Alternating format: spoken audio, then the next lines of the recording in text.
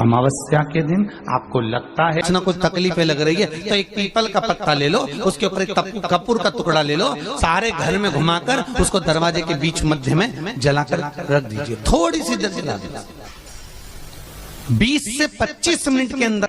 स्वयं गुरु बाबा कहते हैं, राम सुनो, यदि कोई आरती में पूजन में घर में एक कपूर का टुकड़ा आरती के बाद में जब समर्पित करेगा तो उसको अश्वमेध यज्ञ का पुण्य प्राप्त हो जाएगा।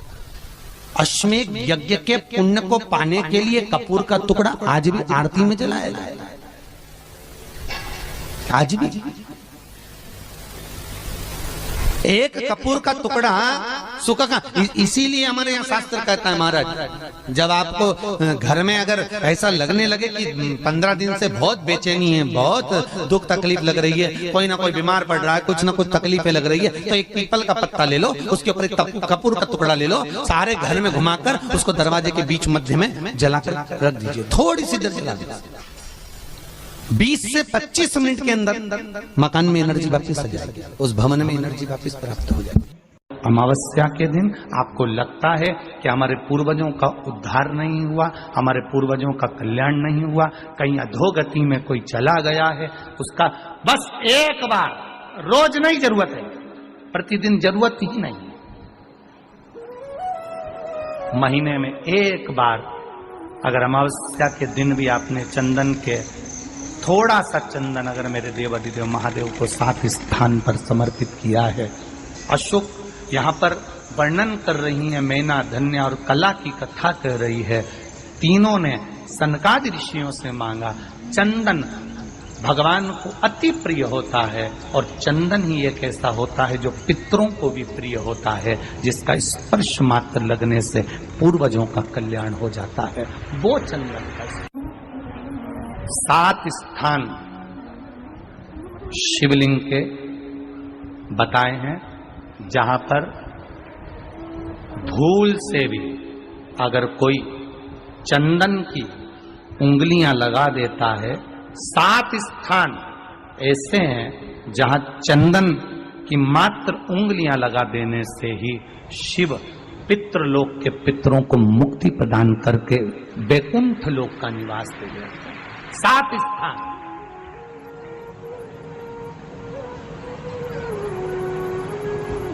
और वो 7 स्थान जो चंदन के बताए गए, पहला भगवान देवाधिदेव महादेव के शिवलिंग पर चंदन का लेपन। समझ लेना जरा बहुत अच्छे से। आपको लगता है स्वप्न में कोई मुर्दे दिख रहे हैं, या कोई जल रहा है, या कोई मर रहा है, या कोई चला गया है, ऐसा भय लगता है।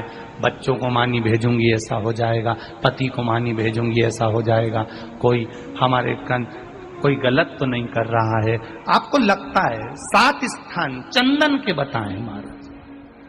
पहला शिवलिंग, दूसरा जहां गणेश जी का स्थान है, मालूम है ना सबको, जम के बोलो जरा, मालूम है ना सबको, जहां गणेश जी का स्थान है वहां अलग से गणेश जी बैठे, वहां नहीं। शिवलिंग में जलाधारी के ठीक सामने राइट में गणेश, लेफ्ट में कार्तिकेय, बीच में अशोक सुंदरी।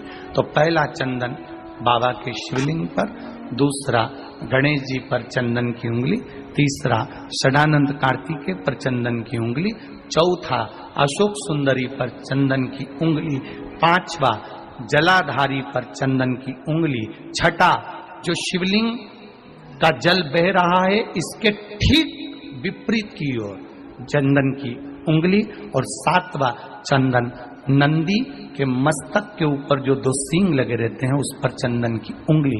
ये कब लगाई जाती है?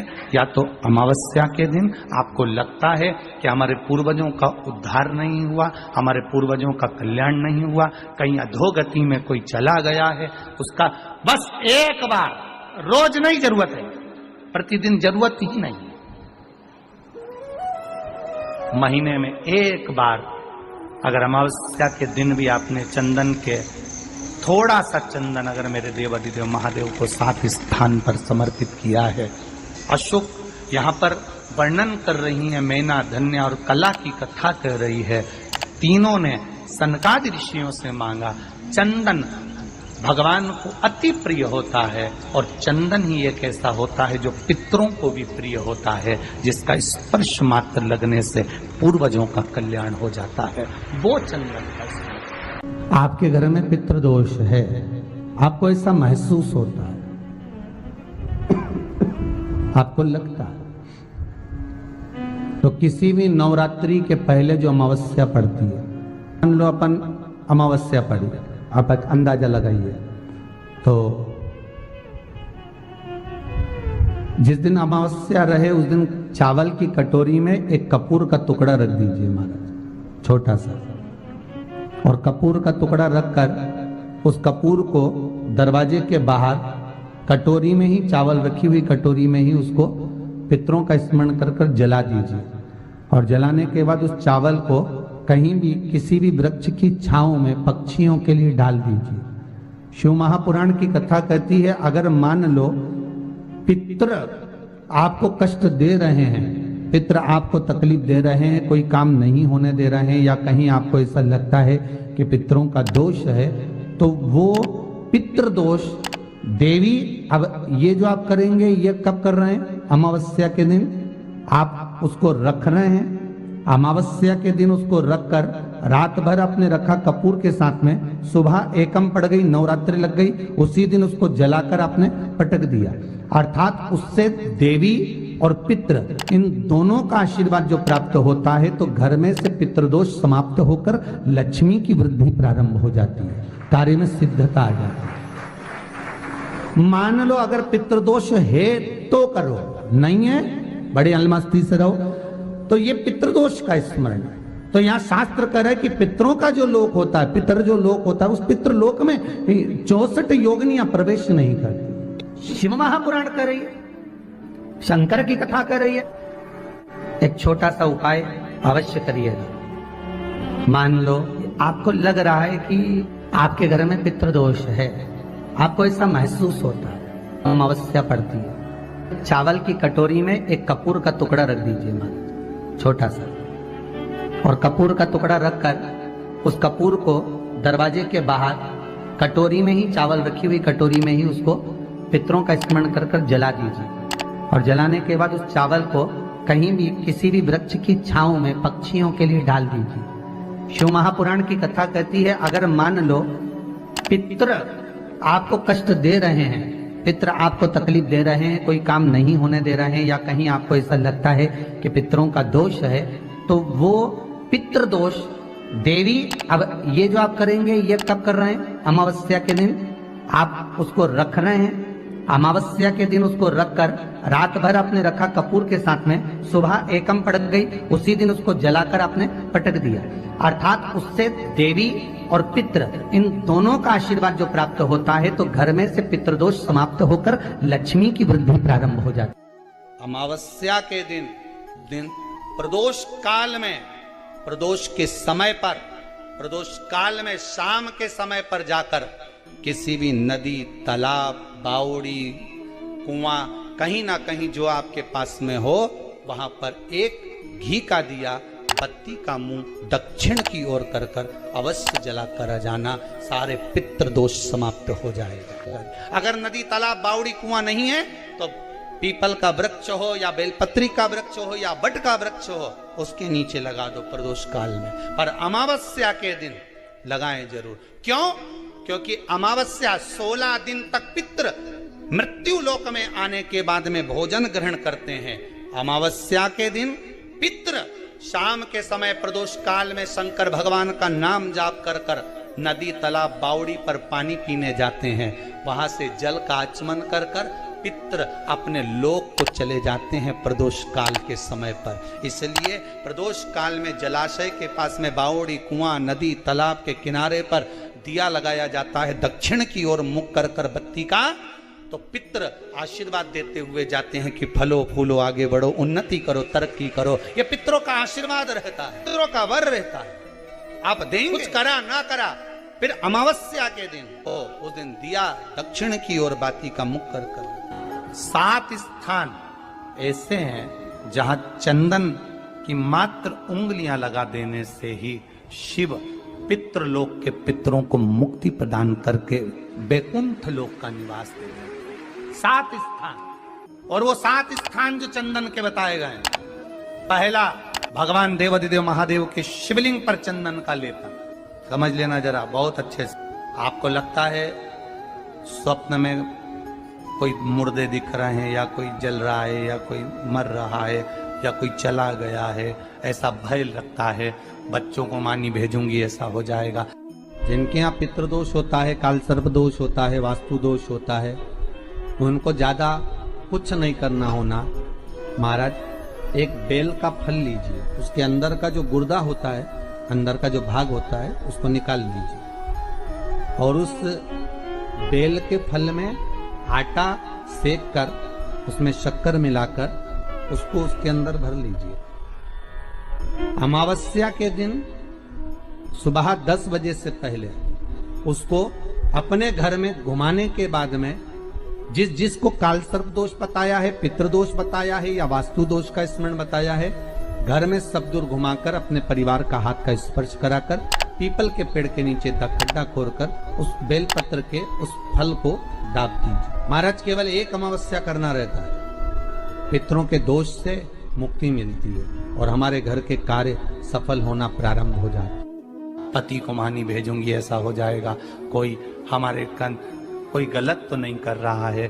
आपको लगता है 7 स्थान चंदन के बताएं, बाबा के शिवलिंग पर, दूसरा गणेश जी पर चंदन की उंगली, तीसरा षडानंद कार्तिकेय पर चंदन की उंगली, चौथा अशोक सुंदरी पर चंदन की उंगली, 5वां जलाधारी पर चंदन की उंगली, छठा जो शिवलिंग का जल बह रहा है इसके ठीक विपरीत की ओर चंदन की उंगली, और 7वां चंदन नंदी के मस्तक के ऊपर जो 2 सींग लगे रहते हैं उस पर चंदन की उंगली।